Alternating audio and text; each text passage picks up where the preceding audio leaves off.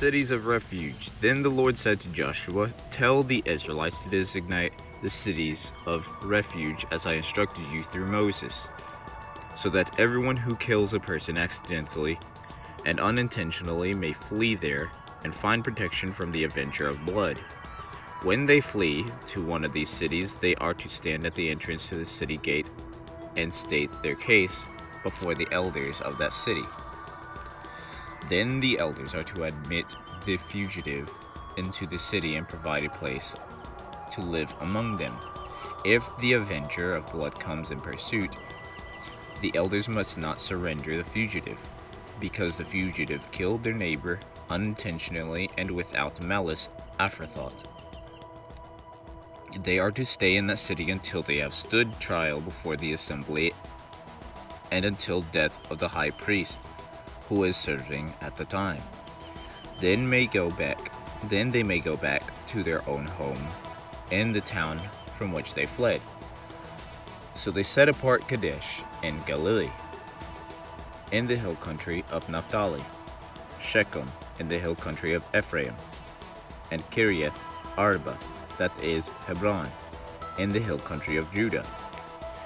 East of the Jordan, on the other side of the Jericho, they designated Bezer in the wilderness on the plateau in the tribe of Reuben, Ramoth in Gilead in the tribe of Gad, and Golan in Bashan in the tribe of Manasseh. Any of these Israelites or any foreigner residing among them who killed someone accidentally could flee to these designated cities and not be killed by the avenger of blood prior to standing trial before the assembly. Towns for the Levites. Now the family heads of the Levites approached Eleazar the priest, Joshua son of Nun, and the heads of the other tribal families of Israel at Shiloh in Canaan, and said to them, "The Lord commanded through Moses that you give us towns to live in, with pasture lands for our livestock." So as the Lord had commanded, the Israelites gave the Levites the following towns and pasture lands out of their own inheritance. The first lot came for the Kohathites, according to their clans. The Levites, who were descendants of Aaron and priests, were allotted 13 towns from the tribes of Judah, Simeon, and Benjamin. The rest of Kohath's descendants were allotted 10 towns from the clans of tribes of Ephraim, Dan, and half of Manasseh. The descendants of Gershon were allotted 13 towns for the clans of the tribes of Issachar, Asher, Naphtali, and half tribe of Manasseh and Bashan. The descendants of Merari, according to their clans, received 12 towns from the tribes of Reuben, Gad, and Zebulun. So the Israelites allotted the Levites these towns and their pasture lands as the Lord had commanded through Moses. From the tribes of Judah and Simeon they allotted the following towns by name. These towns were assigned to the descendants of Aaron, who were from the Kohathite clans, because the first lot fell to them. They gave them Kiriath Arba, that is Hebron, with its surrounding pasture land, in the hill country of Judah. Arba was the forefather of Anak, but the fields and the villages around the city they had given to Caleb son of Jephunneh as his possession, so to the descendants of Aaron priest. The priest they gave Hebron, a city of refuge, one accused of murder, Libnah, Jatir, Eshtemoa, Holon, Debir, Ain, Juta, and Beth Shemesh, together with their pasture lands, 9 towns from these 2 tribes. And from the tribe of Benjamin they gave them Gibeon, Geba, Anathoth, and Alman, together with their pasture lands, 4 towns. The total number of towns for the priests and the descendants of Aaron came to 13, together with their pasture lands. The rest of the Kohathite clans from the Levites were allotted towns from the tribe of Ephraim. In the hill country of Ephraim, they were given Shechem, a city of refuge, one accused of murder, and Gezer, Kibzaim, and Beth Horon, together with their pasture lands, 4 towns. Also from the tribe of Dan, they received Eltekeh, Gibbethon, Aijalon, and Gath Rimmon, together with their pasture lands, 4 towns. From the half-tribe of Manasseh they received Tanakh and Gath Rimmon, together with their pasture lands, 2 towns. All these 10 towns and their pasture lands were given to the rest of the Kohathite clans. The Levite clans of the Gershonites were given from the half-tribe of Manasseh, Golan and Bashan, a city of refuge, for no one accused of murder, and Be Eshtera, together with their pasture lands, 2 towns. From the tribe of Issachar, Kishion, Daberath, Jarmuth, and En Ganim, together with their pasture lands, 4 towns. From the tribe of Asher, Mishel, Abdon, Helkath, and Rehob, together with their pasture lands, 4 towns. From the tribe of Naphtali, Kadesh in Galilee, a city of refuge for one accused of murder, Hamath Dor, and Kartan, together with their pasture lands, 3 towns. The total number of the towns of the Gershonite clans came to 13, together with their pasture lands. The Merari clans, the rest of the Levites, were given from the tribe of Zebulun, Jokneam, Karta, Dimnah, and Nahalal, together with their pasture lands, 4 towns. From the tribe of Reuben, Bezer, Jahaz, Kedemoth, and Mepheth, together with their pasture lands, 4 towns. From the tribe of Gad, Ramoth and Gilead, a city of refuge for no one accused of murder, Mahanaim, Heshbon, and Jazer, together with their pasture lands, 4 towns in all. The total number of towns allotted for the Merari clans, who were the rest of the Levites, came to 12. The towns of the Levites in the territory held by the Israelites were 48 in all. Together with the pasture lands, each of these towns had pasture lands surrounding it. This was true for all these towns. So the Lord gave Israel all the land he had sworn to give their ancestors, so they took possession of it and settled there. The Lord gave them rest on every side, just as he had sworn to their ancestors. Not one of their enemies withstood them. The Lord gave all their enemies into their hands. Not one of all the Lord's good promises to Israel failed. Every one was fulfilled. Eastern tribes returned home.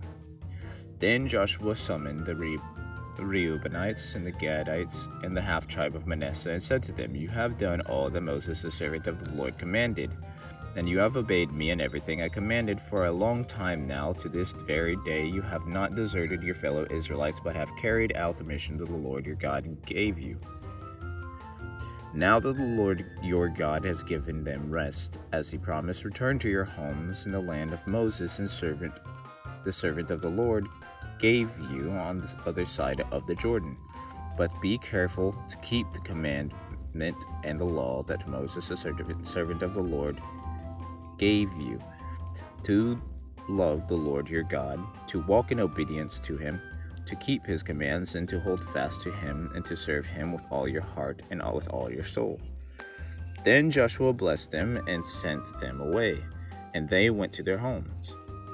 To the half-tribe of Manasseh Moses given the land in Bashan, unto the other